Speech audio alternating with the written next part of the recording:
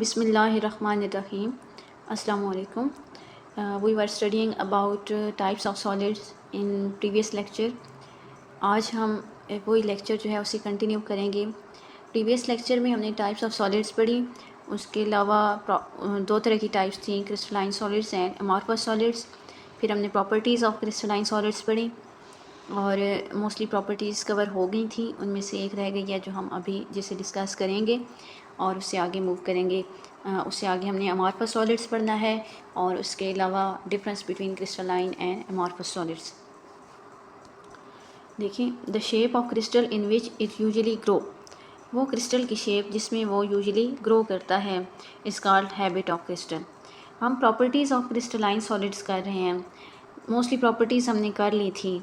अभी हमारे पास जो प्रॉपर्टी है ये है habit of crystal. Habit of crystal, तो the shape of crystal in which it usually grows is called habit of a crystal. Crystal की वो शेप जिसमें वो आमतौर पे ग्रो करता है उसे हैबिट ऑफ क्रिस्टल कहते हैं, वो स्पेसिफिक शेप होती है। If the conditions for growing crystals are maintain then the shape of the crystal always remains the same.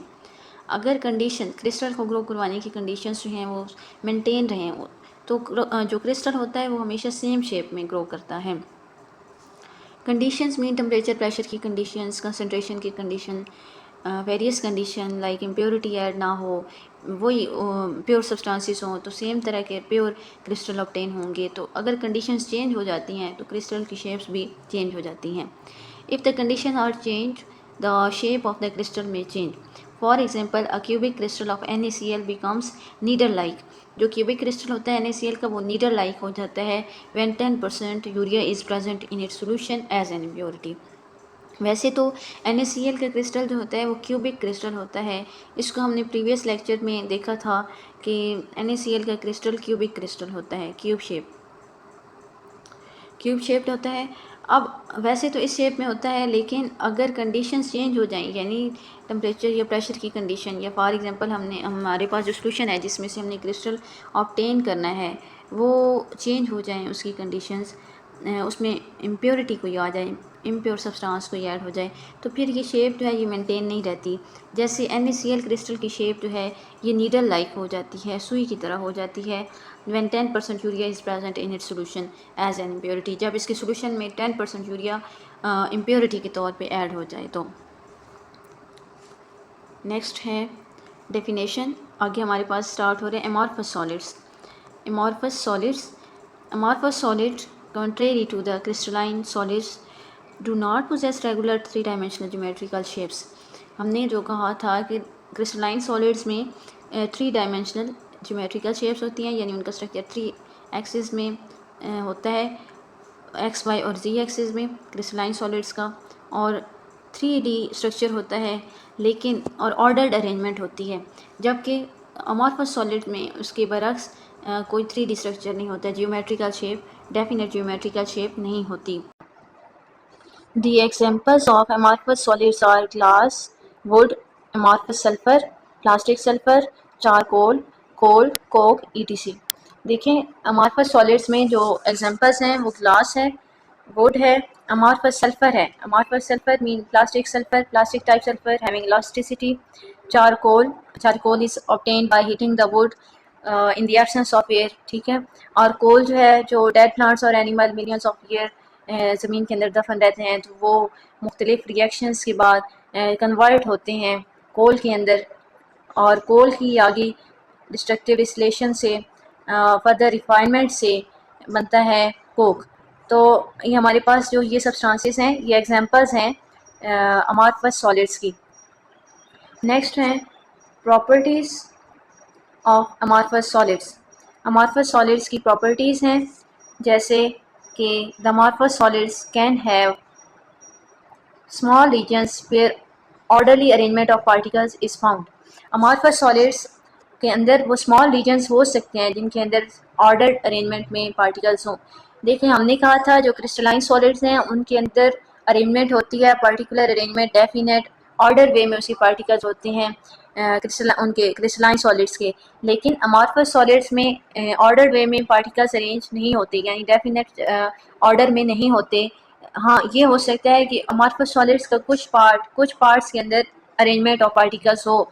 Overall long range order में इनके पार्टिकल्स अरेंज नहीं होते। इनके सॉलिड्स का कुछ हिस्से ऐसे हो सकते हैं जहाँ पे पार्टिकल्स का मखसूस तरतीब हो या ऑर्डर हो। The region where orderly arrangement of particles is present are known as crystallites. और वो रीजन जिसमें ऑर्डरली अरेंजमेंट ऑफ पार्टिकल हो, अमॉर्फस सॉलिड्स का वो रीजन जहाँ पे ऑर्डर प्रेजेंट हो, जहाँ पे तरतीब हो पार्टिकल्स के अंदर, उसे उन्हें कहते हैं क्रिस्टलाइट्स। और amorphous solids like glass melts over a wide range of temperature. Amorphous solids जैसे ग्लास वगैरह हो गए, ये वाइड रेंज ऑफ टेम्परेचर पे मेल्ट करते हैं। क्रिस्टलाइन सॉलिड्स के शार्प मेल्टिंग पॉइंट होते हैं, यानी वो एक ही टेम्परेचर पे सारे के सारे मेल्ट हो जाते हैं, जबकि अमॉर्फस सॉलिड्स मुख्तलिफ हिस्सों में टाइम टू टाइम मेल्ट होते रहते हैं। यानी हम टेम्परेचर दें तो एट अ टाइम सारे के सारा मेल्ट नहीं होता अमॉर्फस सॉलिड, बल्कि वक्फे से थोड़े थोड़े टेम्परेचर के डिफरेंस पे मेल्ट होते चला जाता है।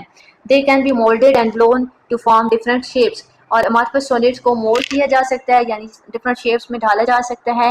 एंड ब्लो होता है फूंक मारना, तो blown to form different shapes, यानी इनके अंदर फूंक मार के एयर पास करवा के जो है इनको डिफरेंट शेप्स में कन्वर्ट किया जा सकता है। जैसे ग्लास है तो ग्लास को मोल्ड किया जा सकता है, उसकी डिफरेंट हमारे पास जो है आर्टिकल्स होते हैं ग्लास से बने हुए। जैसे ग्लास बॉटल्स हैं तो उनको ब्लो करके वो बॉटल्स की शेप दी जाती है। And amorphous solids do not have definite value of heat of fusion. Amorphous solids की कोई मखसूस वैल्यूज हीट ऑफ फ्यूजन की नहीं होती, क्योंकि वो डिफरेंट रेंज ऑफ टेम्परेचर पे जो है मेल्ट होते हैं। हीट ऑफ फ्यूजन मीन्स वो टेम्परेचर या वो एनर्जी जो रिक्वायर होती है सॉलिड को लिक्विड में कन्वर्ट करने के लिए at its boiling point, at its melting point पे जब कोई सॉलिड कन्वर्ट होता है लिक्विड में, वो एनर्जी वो जो एनर्जी दी जाती है उसे हीट ऑफ फ्यूजन कहते हैं। अब हीट ऑफ फ्यूजन ये अमॉर्फस सॉलिड्स के लिए मुख्तलिफ होती है, क्योंकि ये वैरायटी ऑफ टेम्परेचर यानी वाइड रेंज ऑफ टेम्परेचर पे मेल्ट होते हैं, तो डिफरेंट टेम्परेचर पे इनके मुख्तलिफ पार्ट्स जो हैं सॉलिड से लिक्विड में कन्वर्ट होते हैं। तो डेफिनेट यानी कोई एक fix value of heat of fusion नहीं होती। नेक्स्ट हमारे पास difference in properties of crystalline solids and amorphous solids की कंपैरिजन ऑफ सॉलिड्स है। अब इसमें क्या है कि क्रिस्टलाइन सॉलिड्स इनकी प्रॉपर्टी नंबर 1 देखें, geometry of solids. Crystalline solids show characteristic geometrical shapes. Crystalline solids की ज्योमेट्रिकल शेप्स होती हैं, जैसे कि हम पहले पढ़ चुके हैं कि डेफिनेट अरेंजमेंट ऑफ पार्टिकल्स होता है और डेफिनेट शेप होती हैं ऑर्डर के अंदर, 3 डायमेंशनल शेप्स होती हैं। जबकि अमॉर्फस सॉलिड्स के अंदर अपीयर इन लम्प और in a fine powder form. Lump में टुकड़ों की सूरत में या पाउडर की सूरत में ये अमॉर्फस सॉलिड्स एग्जिस्ट करते हैं। इनकी कोई डेफिनेट अरेंजमेंट ऑफ पार्टिकल्स इनके अंदर नहीं होती। एंड मेल्टिंग ऑफ सॉलिड देखें तो मेल्टिंग प्रॉपर्टी अगर देखें तो crystalline solids melt sharply eight there melting points. Crystalline solids बहुत तेज़ी से अपने मेल्टिंग पॉइंट पे मेल्ट हो जाते हैं। जैसे हमने कहा था कि अगर हम क्रिस्टलाइन सॉलिड जैसे साल्ट लें, उसको हम जैसे उसका मेल्टिंग पॉइंट आएगा वो सारे का सारा मेल्ट हो जाएगा, ऐसा नहीं होगा कि उसमें से कुछ साल्ट बच जाए। जबकि अमॉर्फस सॉलिड्स के अंदर जैसे वुड हो गई या और डिफरेंट अमॉर्फस सॉलिड्स हो गया, जिसमें हमने प्लास्टिक की एग्जांपल ली थी, तो वो एक ही टेम्परेचर पे सारी की सारी बार नहीं हो जाती, उसको मुख्तलिफ टेम्परेचर पे आहिस्ता आहिस्ता जलती है। इसी तरह अमॉर्फस सॉलिड्स जो हैं do not have sharp melting points, इनके शार्प मेल्टिंग पॉइंट्स नहीं होते। And they melt over a range of temperature, ये आहिस्ता आहिस्ता मुख्तलिफ टेम्परेचर पे ये जैसे जैसे टेम्परेचर बढ़ता है तो ये मेल्ट होते चले जाते हैं। Directional character of the properties. Direction के हिसाब से crystalline solids are anisotropic in nature. Anisotropic means properties related to direction. Anisotropic हम कहते हैं कि having different properties in different direction. Anisotropic means having different properties in different directions. तो crystalline solids की different properties होती हैं different directions में। ये हमारे पास एक एग्जांपल है क्रिस्टलाइन सॉलिड्स की, यानी जो क्रिस्टल्स होते हैं क्रिस्टलाइन सॉलिड्स के, ये क्यूबिक शेप होते हैं। इनके अंदर जो है हमने कहा था कि डेफिनेट एंगल्स होते हैं कि जो फेसेस होती हैं ये मखसूस एंगल पे एक दूसरे के साथ जुड़ी हुई होती हैं, इंटरसेक्ट कर रही होती हैं, मिल रही होती हैं। अब मुख्तलिफ एंगल्स होते हैं, ठीक है, डेफिनेट एंगल्स होते हैं, मखसूस एंगल। इसके अलावा इनके अंदर क्रिस्टलाइन सॉलिड्स के अंदर अरेंजमेंट ऑफ पार्टिकल्स डेफिनेट होती है। और कहीं पे स्पेसेस हैं तो वो फिक्स्ड है, पूरी लेयर्स में वो स्ट्रक्चर उसी तरह फॉलो होता है क्यूब के अंदर कि कहाँ कहाँ पार्टिकल्स अरेंज हैं, कहाँ कहाँ स्पेसेस हैं, वही खास ऑर्डर में तरतीब में वो अरेंजमेंट होती है। तो चूंकि डेफिनेट अरेंजमेंट होती है तो अब जो इसके डायरेक्शन के हिसाब से डिफरेंट प्रॉपर्टीज़ होती हैं। यानी फॉर एग्जांपल ये लाइट को हो सकता है जो लाइट को ये डिफरेंट वेज में स्कैटर करते हैं, यानी जब इन पे लाइट फॉल करती है तो यहाँ पे एंगल और है तो इस पे किसी और तरह लाइट जो है डिफ्लेक्ट होगी, और लाइट जो है वो डिफ्लेक्ट होगी और मुड़ेगी। या कॉमन जो हम और डिफरेंट फिनोमेना हम पढ़ते हैं डायरेक्शन के हिसाब से, वो क्रिस्टलाइन सॉलिड्स में डिफरेंट होंगे क्योंकि इनके स्पेसिफिक एंगल्स हैं। एक साइड पे कोई और प्रॉपर्टी होगी तो हम यहाँ से देखेंगे तो ये जो प्रॉपर्टी होगी एनाइसोट्रॉपिक होगी, यानी ये डिफरेंट यहाँ से कोई और डायरेक्शन बन रही होगी डिफ्लेक्शन ऑफ लाइट की। और इसी तरह it means that their properties depend upon the direction, इनकी प्रॉपर्टीज जो हैं वो डायरेक्शन पे डिपेंड करती हैं along with the measurements are made, यानी जिस तरफ से मेजरमेंट की जा रही है किसी प्रॉपर्टी की, जैसे ये लाइट को कैसे रिफ्लेक्ट करते हैं, ये प्रॉपर्टी अगर हम स्टडी करें तो डिफरेंट एंगल्स में डिफरेंट मेजरमेंट्स आएंगी इस तरह। लेकिन जो अमॉर्फस सॉलिड्स हैं, amorphous solids are isotropic, they have same properties in all the directions, same properties. जैसे हम कहते हैं ना क्रिस्टलाइन सॉलिड्स, अब जैसे असेंबली पे स्टूडेंट्स खड़े हों तो एक ख़ास पैटर्न में खड़े हैं, ये जैसे आर्मी वाले जो सोल्जर्स होते हैं जब वो एक तरतीब में खड़े होते हैं तो एक साइड से उन्हें देखें डिफरेंट रोज जब उन्हें बनाई हो तो वो एक रेगुलर अरेंजमेंट में खड़े होते हैं क्रिस्टलाइन अरेंजमेंट में, लेकिन वैसे एंगल्स देखें तो मुख्तलिफ एंगल्स होंगे हर तरफ से। इसी तरह अगर एक भीड़ है, जैसे कहीं पे लोग इकट्ठे हुए हों, इकट्ठे ऊपर से अगर उन्हें देखा जाए तो एक जैसी भीड़ लगती है, वो अमॉर्फस जो है अरेंजमेंट होती है, जैसे लोगों की भीड़ है, कोई ऑर्डर अरेंजमेंट नहीं है, तो वो डिफरेंट डायरेक्शन से एक जैसे ही लग रहे होते हैं कि इकट्ठे लोग खड़े हैं। तो अमॉर्फस सॉलिड्स में भी जो पार्टिकल्स हैं कुछ इकट्ठे होते हैं तो इस वजह से उनकी डिफरेंट डायरेक्शंस में प्रॉपर्टीज चेंज नहीं होती। Their properties do not depend upon the direction of measurement, उनकी प्रॉपर्टीज डिपेंड नहीं करती डायरेक्शन पे कि किस तरफ से मेजरमेंट ली जाए, तो डायरेक्शन पे डिपेंड नहीं करती। और order of particles in solids, जो इनका तरतीब है ये हमने पहले पढ़ लिया कि crystalline solids have long range order, यानी इनका काफ़ी रेंज में ये तरतीब चलती है, पूरे के पूरे सॉलिड के अंदर अरेंजमेंट ऑफ पार्टिकल्स होती है।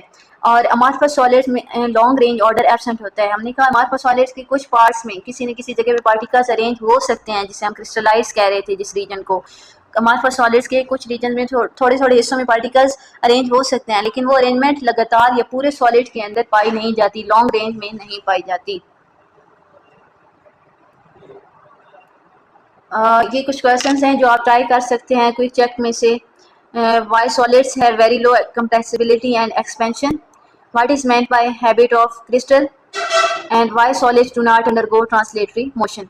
इनको आप सर्च करके आप इनको देख सकते हैं। समझना आए तो कमेंट सेक्शन में आप कमेंट कर दीजिएगा, आपको आंसर प्रोवाइड किया जाएगा। तो ये आपकी प्रैक्टिस के लिए क्वेश्चंस हैं जो क्विक चेक के अंदर से लिए गए हैं, बुक के क्विक चेक से। यहाँ तक हमारा ये टॉपिक कंप्लीट होता है। Kindly like my video and subscribe my channel. Thank you.